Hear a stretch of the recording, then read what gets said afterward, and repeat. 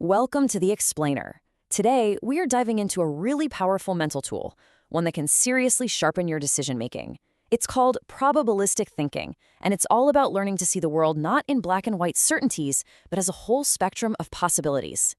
I mean, think about it. We ask questions like this all the time, right? At work, in our personal lives, and we're always just hoping for a simple, clean answer, a straight yes or no.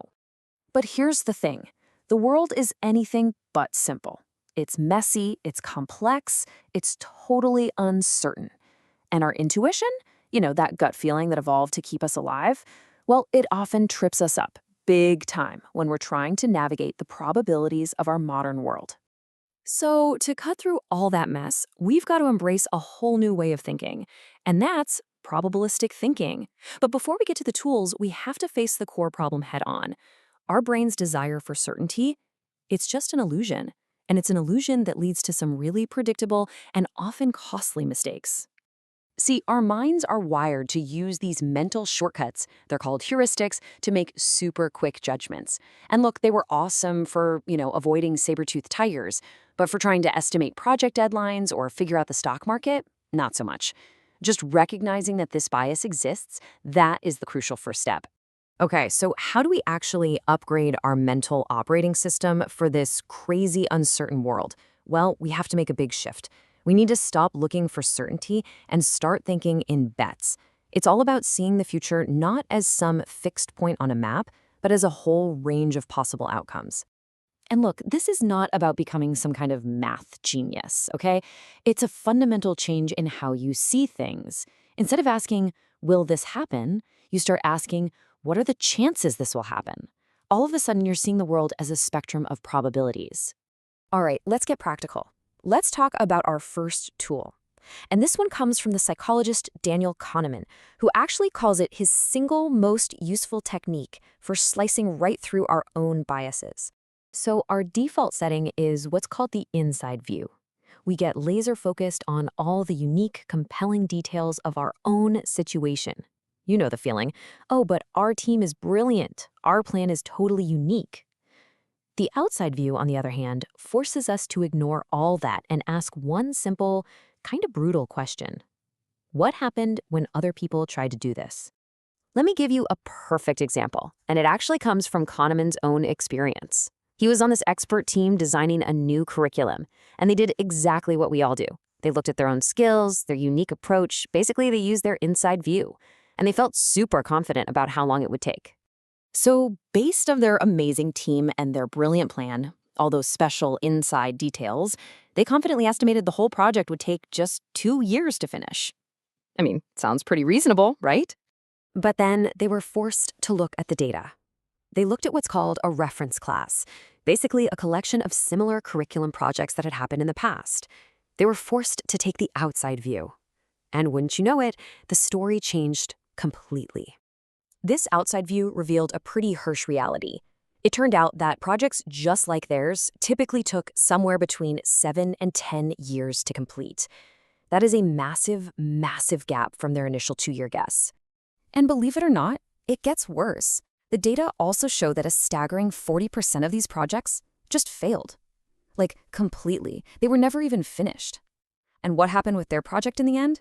It took 8 years. The outside view was almost exactly right. Okay, so let's say you've used the outside view. You got a much better estimate. What's next? Well, our second tool is a quick mental audit. It's basically a series of questions you can ask yourself to stress test your thinking before you commit. This first audit question actually brings us right back to the outside view. It's all about the base rate. Now, the base rate is just the statistical reality of a situation before you start thinking about all the specific details. And ignoring it, that's one of the biggest mistakes we make, hands down. Let's walk through a classic example to see why this is so important. Imagine there's a test for a rare disease, and it's 99% accurate. You take the test, and it comes back positive. Your gut instinct, your intuition is screaming that there's a 99% chance you're sick. But our intuition is about to fail us spectacularly. Okay, so here's where it all falls apart for our intuition. Let's say this disease is super rare. It only affects 1 in 1,000 people. So, in a group of 10,000 people, you'd expect about 10 people to actually be sick. And yeah, they'll probably all test positive. But now think about the 9,990 healthy people. the test has a 1% error rate, right? That means about 100 of those healthy people will also get a false positive. So, here's the kicker.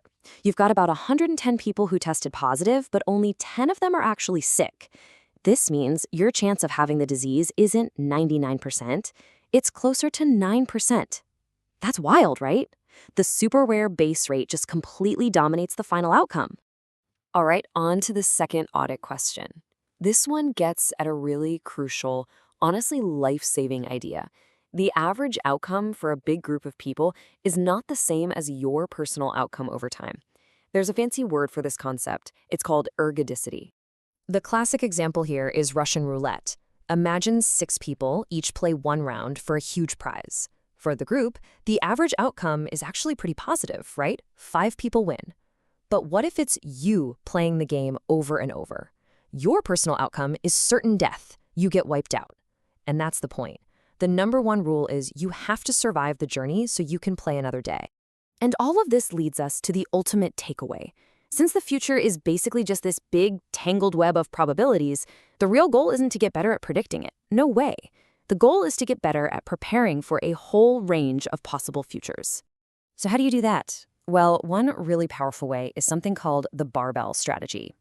Think about it like this. Imagine a writer who spends, say, 90% of her time on a stable, paying job. That's the super safe bet. But she spends the other 10% of her time writing a speculative novel that could become a massive bestseller. That's the high-risk, high-reward bet. See what's happening? You avoid the fragile middle. You absolutely ensure you survive, but you still have exposure to a huge, game-changing upside. And that brings us to what might be the most powerful sentence in all of decision-making. It's the hallmark of a clear, probabilistic thinker. It's not about being certain, it's about being clear. It acknowledges uncertainty, it explains your reasoning, and, this is so important, it creates an open door for you to change your mind when new information comes along. So I want you to think about a decision you're facing right now. Any decision. Instead of asking yourself, will it work or won't it? Just try asking, what are the real chances? Just by reframing that question, you've already started using these tools. You're already on your way to seeing the world more clearly and making much, much better decisions.